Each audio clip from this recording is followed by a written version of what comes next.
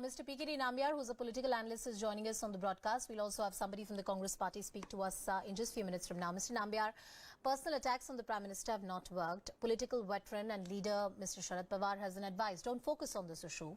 Talk about unemployment, talk about inflation. There are many other issues that concern the people. But as my colleague Pallavi was pointing out, the Congress party is likely to be belligerent on this issue. Well, Anusha, this is the saddest part, that the opposition parties, rather than taking up the real issues of the people which we expect them to do, they are just going for a personal attack on Prime Minister Narendra Modi. But we have seen from 2013 or 2012 onwards, whenever there's such kind of an attack had been happened, whether it is a chaiwala, whether it is a mouth ka saudagar, any kind of an attack on Prime Minister Modi, and a master communicator and a super solid strategist, he will turn that around in his favor. So on the one side, a divided opposition, wherein we have been talking about from the last 3-4 years, after the 2019 onwards, the opposition unity, everybody want to have to come together. But what we see is that even in the case of an Adani issue, we have seen TMC taking a strong stand that they don't want a JPC. Now Sharad Pawar, of course, the Chanakya of Indian politics, is saying that we don't want any JPC. Get back to the reality of the people issue.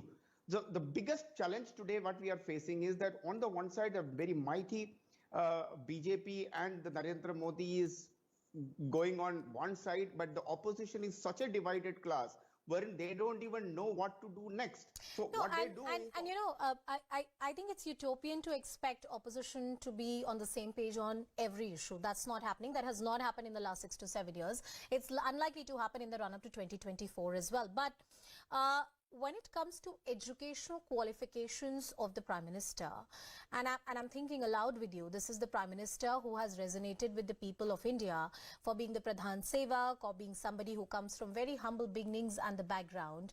And even if one were to think it politically, I am sure the veterans within the Congress party are also aware that perhaps this is not one issue that is likely to resonate with people, if attack on the Prime Minister is something that the opposition is gunning for. In fact, on a lighter side, imagine the world's top tech companies have been run by undergraduates, or the people, the school dropouts or the college dropouts, whether it is a Facebook, whether it is of almost all Microsoft or all those large companies which we use. Without the softwares which they have created, we may not be able to run our life these days. So I think the bottom line is that making a known issue an issue and attacking somebody without having any base to it. I mean, and this is, and the most important part, Anusha, in this case is that the Ahmedabad High Court has already stepped aside and given a fine to Arvind Kejriwal. But then they still wanted to make some kind of a mockery, and they feel that going below the belt in 2023 kind of a politics is not accepted to the people of India. They all wanted to see the development, as Pawar Saab said very clearly. Talk about inflation. Inflation is a reality. I think if the opposition parties, we expect them to come up with some kind of a measurement. If they come back to the power in the elections are only just a year ago, year is left. Why don't they come up with a vision document? Yes, if they've been given a power, then what will they do? We also understand, as you said, that they don't have to. I wanted two facets to Indian politics. One is, of course, this is not the first time, and even in the past as well, we have had tall political figures in this country who have risen from humble beginnings, humble backgrounds, and made their name and mark in Indian polity through their grit, hard work and determination, and the work that they have done for people. Prime Minister Narendra Modi and his entire image in the last 7 to 8 years, the work that his government has done, is something on which the perception right now stands at. If the opposition wants to have any kind of shot at a real chance in 2024, that's the image that they're attacking. Corruption scandal, the look out for a perfect corruption scandal, is something that the opposition has failed to get so far.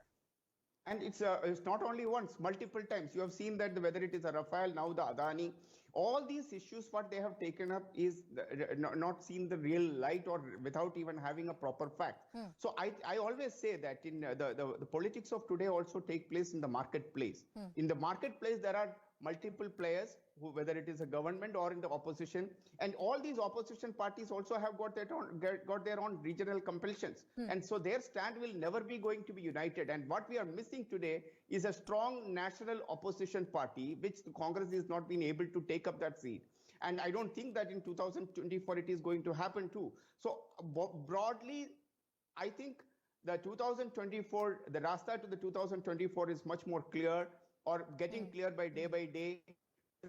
Narendra Modi is emerging as even more popular, and the opposition is getting divided day by day. So I think the time has come for all of these people to talk to on facts rather than attacking on Narendra Modi at his But personal Mr. level. Nambiar, one of the things that the opposition parties have been saying is that what's wrong if we're asking questions on the educational qualifications?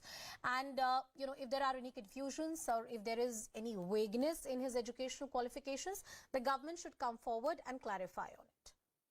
So this has been clearly been discussed multiple times. You remember during the 2019, this was an issue. They took this up, and then it was settled then and there. And they went to the court, and which the High Court of Ahmedabad has already taken a verdict on it. And in fact, he fined the petitioner, that is Arvind Kejriwal. I think that should have been settled then and there. But rather than making this again another story and taking this up on a larger perspective, the degree dikhao. Today, I realize that almost 90% of the Aam Aadmi Party MLAs in Delhi, they are neither graduates or not even the 12th pass. Does that really make a difference that you are a graduate, that you become a perfect? Okay, let's ask this question to Raju Agmare. Thank you for joining us on the broadcast, Mr. PKD Nambiar and Mr.